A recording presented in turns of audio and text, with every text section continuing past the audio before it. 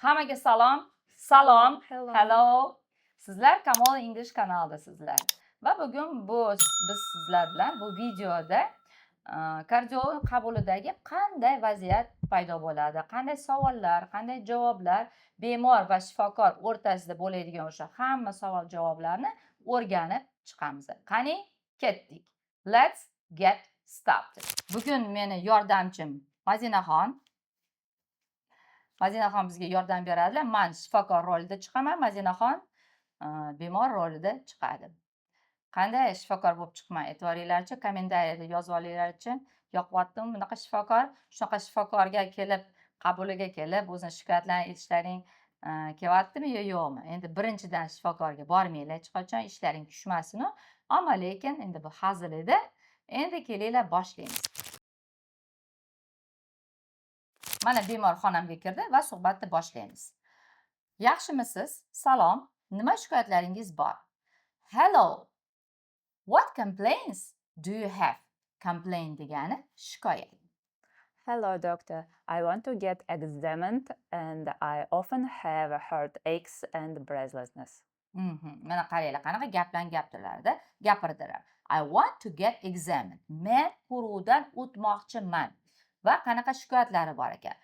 Shikoyatlarda bu heartache dedilar va heartache degani yurakda og'riq bor va breathlessness degani bu hansirash. Mana shu shikoyatlari bor ekan. Keyingi savol. I see. Tell me please, when do you usually experience these symptoms? Mana I see deb gapni aytdim. I see degani so'zma-so'z tarjima qilganimizda men ko'rdim. Ammo lekin bunaqa so'zma-so'z tarjima qilmaylar. I see deganimizda biz men tushundim degan ma'noni bildiradi bu. I see. Keyin men aytdim, tell me please, when do you experience? Experience qachonki siz shu alomatlarni mana paydo bo'ladi. Shuni so'rayapman. They usually appear after physical exercises and when I am nervous. Qachonki dedilar? After physical exercises. Demak, physical exercises degan bu qanaqadir jismoniy tarjima. Yuguradilarmi, qanaqadir bilmayman, hali упражнение qiladilarmi, o'shandan keyin va qachonki dedilar? I am nervous. I am nervous degan qachonki men asablashganimda, demak, shu paytlarda simptomlari paydo bo'ladi ekan. Okay. Do you take any medications? Nima deb so'radim? Do you take any medications? Demak, qaysidir biror dorilarni qabul qilasizmi? Take. Mana misol uchun mana ko'p aytadi, adashamiz, dori ichdim. Bu noto'g'ri aytish, yo rus tilida ham aytadi. Выпил лекарство. Unaqa emas. Dorini qabul qiladi. O'shani ham ingliz tilida o'shaning uchun take medications deb aytamiz. Xo'sh, ichasizmi, yo'qmi? Yes, I take nitroglycerin. Xo'sh, I take nitroglycerin deb aytdilar. Demak, nitroglitserinni o'sha paytda yurak sanchigani, og'rigan paytda qabul qiladilar. Okay. Let's start with measuring blood pressure and ECG. Demak, measuring blood pressure degani bu qon bosimini o'lchash va ECG degan elektrokardiogram va elektrokardiogrammadan o'tkazaylik. Va qo'shimcha aytishim mumkin. Maybe you need more tests.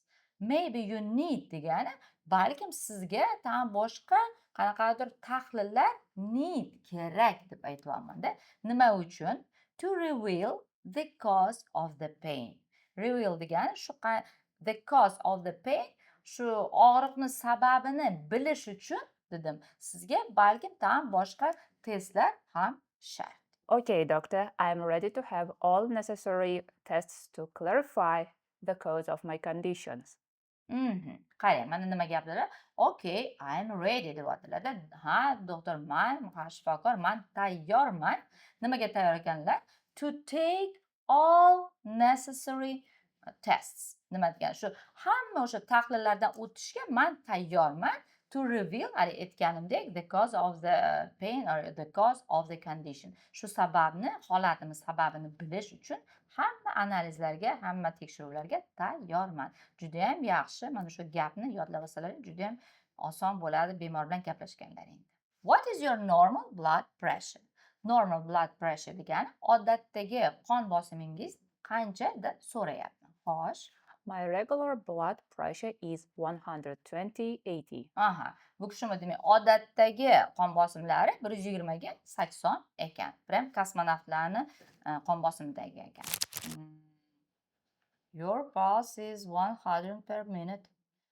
Men aytdimki, demakki pulslari 1 minutga 100 ta uryapti. Bu juda ham baland. Va your blood pressure is 150 to 100.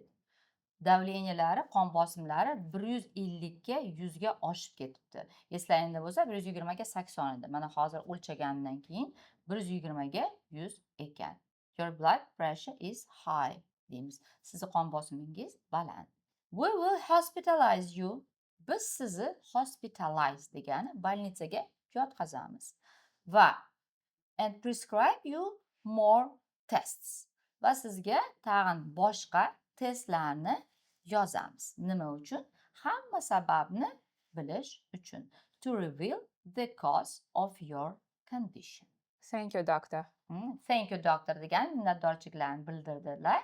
Rahmat deb. Okay.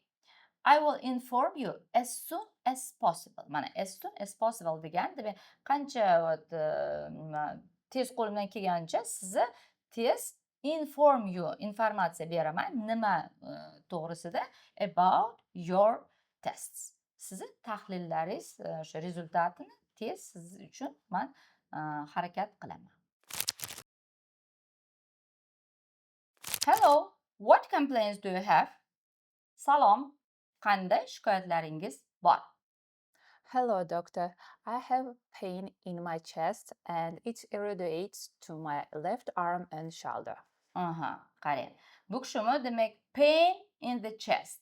Ko'krakdagi og'riq bor va u irradiate degani tarqaladi. Qayerga dedilar? Left shoulder, demak chap yelkaga va left arm, chap qo'lga tarqaladigan og'riq. Have you had this pain before? Mana bu strukturani yodlab olinglar. Demak, have you had this pain before degani bu og'riq oldin bo'lganmi? Misol uchun mana og'riq pain o'rniga barcha so'zdan qo'yishlari mumkin. Barcha shikoyat misol uchun. Have you had this allergy before? Misol uchun, have you had this vomiting before? Mana allergiya bo'lganmi oldin, qusish bo'lganmi oldin deb ketaverasiz. Bu formula. Have you had va before. Tushundilaringmi? Hop, have you had this pain before? No, it is the first time. Hop. No, it is the first time. Yo'q, bu first time degani birinchi marta. Do you have relatives who suffers from heart disease? Demak, relatives degani bu qarindoshlar, suffer from degani shu kasallik bilan o'sha shikastlangan. Demak, sizni so'rayapman-da, avlodingizda qaysidir nimalar qarindoshlaringiz bormi? Kimda shu yurak kasalliklar yo holatlar bor? Xo'sh. Yes, my mother suffers from angina pectoris and my father has a high blood pressure. Qarang, suffers from angina pectoris degani demak onalarida stenokardiya, angina pectoris degan stenokardiya bor ekan va adalarida my father dedilar suffers from high blood pressure. Adalarida baland qon bosim bor ekan. What is your regular blood pressure? Regular blood pressure o'zingiz odatdagi qon bosimingiz. My regular blood pressure is 110/70. Demak, odatdagi qon bosimlari 110 ga 70 ekan. Xo'p, qani? Qo'lingiz beringchi, pulsni bir o'lchaylikchi. Measuring pulse. Pulsingiz baland. Your pulse is high. 100 per minute. Demak, 1 minutga 100 ta uryapti.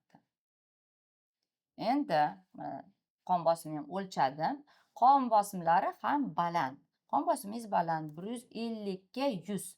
150 to 100.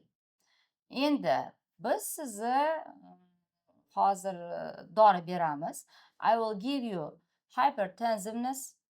Men sizga o'sha davleningizni, qon bosimingizni tushiradigan dorini beraman va ertaga tomorrow on an empty stomach och qoringa kelasiz. You will come kelasiz va hamma o'sha tahlillarni topshirasiz.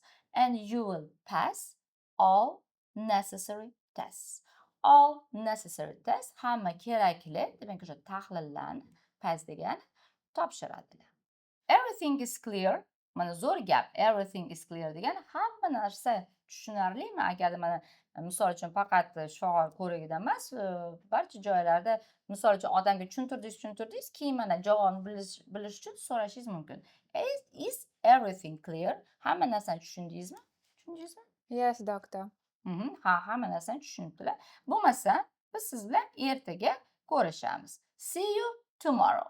Mana bu ham zo'r gap. Ertagacha degani.